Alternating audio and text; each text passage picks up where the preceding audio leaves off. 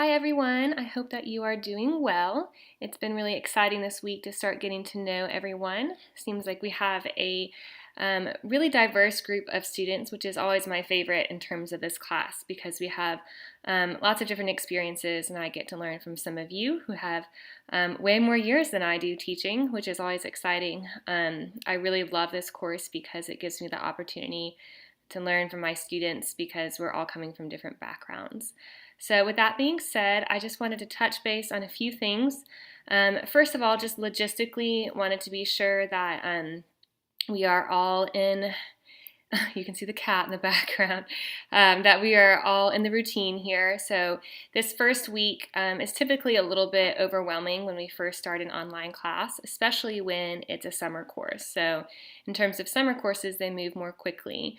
But the good news is that most of the weeks will feel very similar. So you'll get into a routine of posting that first discussion post by Friday and then responses by Sunday and an additional assignment by Sunday. Overall, you guys did a really great job. Thank you for posting first to that introductory discussion post. I like to get to know who the students are, so that's always a fun place to start. And as you can see, I've already been interacting in that discussion board as well. It's difficult as a professor not to talk too much on the discussion board because I want to hear you guys talking with one another, but I do like to jump in every once in a while. So a few quick logistic notes before I jump into some content and then talk about this week that we have coming up. So a few things, make sure that you are keeping an eye on the discussion post, Ask the Instructor. So a couple of you have already emailed me some really good questions that I felt like the rest of the class might want to know. So I've been posting on that board. So if you have a general question about the class, the first place you should go is that Ask the Instructor post. For example, I posted a little bit, Neslo, I'm teaching. I posted a little bit about APA style on there. And I also posted the rubric for the discussion board because I had a couple of questions about how to locate that rubric. So in terms of APA style, I definitely had some questions about that, so just wanted to address those. The most important thing with APA is your citation. So not only do you need to cite what's called an in-text citation, so right after the author's name, giving that citation, but also list all of your sources at the end. And also remember that if you are using a direct quote, then you need to provide the page number for that. In terms of formatting, in terms of like a title page, a running head, that's not really important for this course. So for your assignments, such as this myths reflection assignment, as long as it's double-spaced and I know what it is and I know who you are, that's really what I'm most concerned about. So as long as you're keeping up with your sources, don't be too concerned about the formatting in terms of APA style. I wanted to touch base about this week's content. So this myths and reality survey is one of my favorite things that I do. Honestly, I take it every year and I have yet to make a 100 on it because it's so hard to combat myths and assumptions that we have about gifted education, even if you are in the field of gifted ed like I am. So there's a lot of cultural assumptions about what it means to be gifted and talented, and the first step in becoming an advocate for these types of learners is to combat a lot of these assumptions. So this is something that we do continuously, and I'm definitely looking forward to reading your reflections on those myths surveys later this weekend. You did a really good job with your discussion posts. So this is a very real-world situation. We have a principal who's saying, hey, I don't think we need these AP classes. We have parents who are arguing and saying that we do need these AP classes. And as a gifted education teacher or a gifted education coordinator, it is really your job to be able to advocate for the need of these services. So I wanted to point out a couple of really good notes from you guys. Again, I like to give you all the credit. So I'm just going to kind of go down my list here. Norma had a really good point about partnering with the parents. So anytime that we have parents come to us in terms of gifted ed, really listening to them, because giftedness does not only exist within the classroom. So oftentimes, as you've read, giftedness can only manifest in different contexts. So it may be that the context of home is where the parents are truly seeing these gifts, and the regular education teacher may not be seeing that within the classroom. So I thought that was a really good point. Overall, you guys really hit it on the point again. The issue here is that we need to start with a good definition of what it means to be gifted. So the first thing that Mr. Taylor needs to do in terms of talking to this principal is saying, well, what is gifted in the first place? And here's what the research says. So the crux of the fact is that in order to be, quote, gifted, you have these high abilities or high talents or above average ability, depending upon what definition we're using. We have the creativity, we have the task commitment. As you can see, there are a lot of different definitions, but the important part is the fact that these students require differentiated services. So they require something beyond the actual regular education classroom, and that is the most important thing in terms of gifted ed. So if we are abiding by a definition of gifted education, saying that gifted students are those who have these, when compared to their peers, high capabilities, whether it's general or specific, and that we require something beyond the regular education classroom. As an advocate, I really like to focus on that word require. If we think about our English language learners in the classroom, it is fairly well recognized, at least we're getting there, that English language learners need additional assistance outside of the regular education classroom. They require additional services.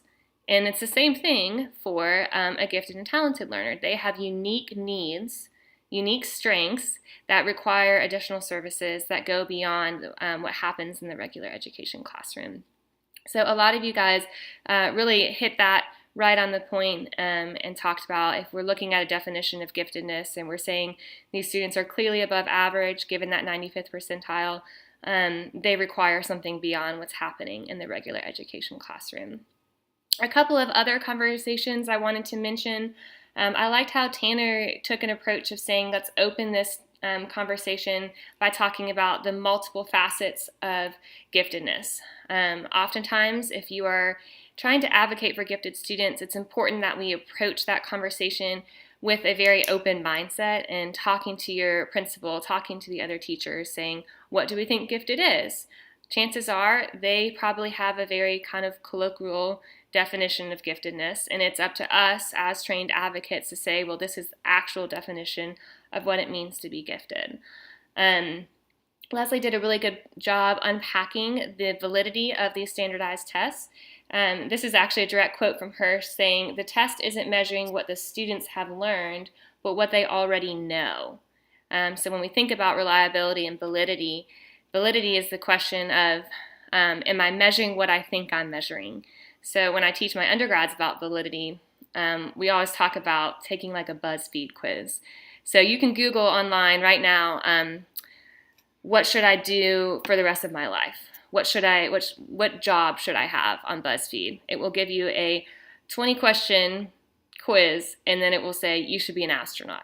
Okay, it's not actually measuring what you should do for the rest of your life. It's measuring how you answer a bunch of kind of silly questions. So that's an issue of validity. We're not actually measuring what we say we're measuring. So in terms of looking at a standardized test, we may not be measuring what the students have learned over the year, but what they already know, and therefore we really should never make a decision based off of one standardized test in the first place. Several of you mentioned that this standardized test could also not encapsulate other facets of giftedness, such as that above average task commitment or motivation, or grit, some would call that, as well as creativity, as well as some of these more specific aptitudes, or even more of an artistic or a psychomotor gift. So that was definitely a good point in terms of validity of the standardized test. Thomas had a good point about suggesting some professional development for the teachers, which is a great place to start. Professional development and giftedness is so important for all teachers. There is not a student, whether or not they're, quote, officially gifted or not, that will not benefit from differentiated instruction. So that goes a long way and also helps fight some of those assumptions about what it means to be gifted. I also wanted to point out, Sarah had a good point about the, quote, continuing needs of gifted students and how we can't just serve them once, but we need to be continuously providing these services and adapting to them.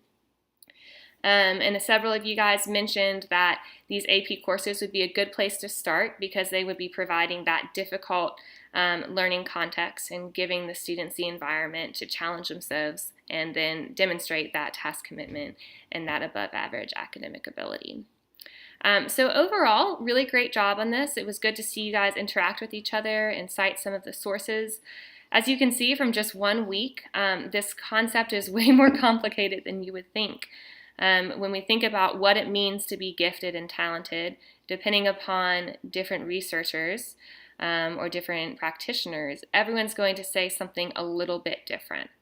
The standard or most general definition we come to is that these students have, when compared to their peers, they have more advanced thinking skills, more advanced problem-solving skills, and because of that, they require differentiated services. So it's really twofold. Compared to their peers, they're clearly different, and because of that difference, they need something else.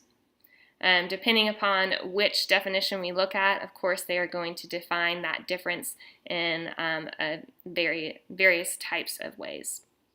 The one point I do want to make really clear is that when we talk about gifted education, even more important than the definition itself is the services that go along with the definition. So when we think about gifted education, one of the biggest problems that I've seen is that we have all of these definitions that we're working on, but then they don't actually match the services. So when I was at the University of Georgia, I worked with a group of educators that they were working on the gifted education program in military schools. It's a really interesting project, and they had this really great definition of what it means to be gifted, very inclusive. But then they only provided services in one content area. So they only provided acceleration in math, I think it was. So there was a mismatch or lack of alignment between how we identify and how we serve. In my opinion, I think that's our biggest problem. So we have this misalignment between what is giftedness and then how are we going to serve giftedness. If we claim that giftedness includes all of these artistic talents and theatrical talents and psychomotor talents, we can't just identify for gifted and then say, here's your accelerated math class. So we have to make sure that it fits, and I was happy to see that several of you guys mentioned that. So there's a couple of thoughts from our first week. This next week, we are going to dive into some unique characteristics of gifted students. And what I want you to think about is how these characteristics may manifest in both a positive and a negative manner. So we have a great assumption of this perfect gifted student who's in the front row and who's always ready and prepared. And I want to challenge that throughout this semester, or summer rather, to help you see that giftedness really comes in all shapes and sizes. So this week, most of the library materials are going to be digging into what does it mean to be gifted, what are these characteristics of gifted learners, and what are some of the unique needs, social and emotional, that these learners may have. I did want to give you the fun fact that the case study for this week is from a real situation. It was not my personal student, but one of my colleagues had this student, so I'm interested to see you guys really pick that apart. I did want to make one point about the library of materials that I've given you. This is modeling differentiated instruction. So I purposely give you lots of videos, lots of readings, lots of lectures, lots of handouts. You are responsible for looking at all of this information. You are not responsible for every word of every article and of every lecture. So I say that because we're all human, and if there comes a week when you can't read everything, I want you to focus on the instruction that is best fit to your needs. So if you best learn from video, then I want you to really dig into those videos, first and then look at the readings and supplement the videos with the readings.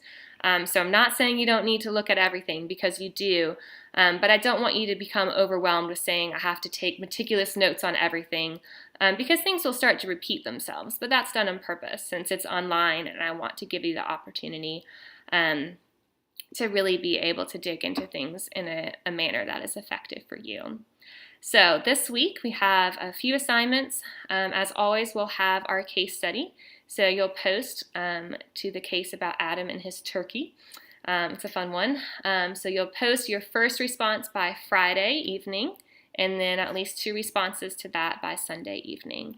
Also by Sunday, we have an assignment that requires you to look at a student that you have either worked with or interacted with, or maybe your own child, that you think may be gifted, and fill out a gifted characteristic checklist for that student, and then write a short narrative arguing whether or not you believe that child is gifted.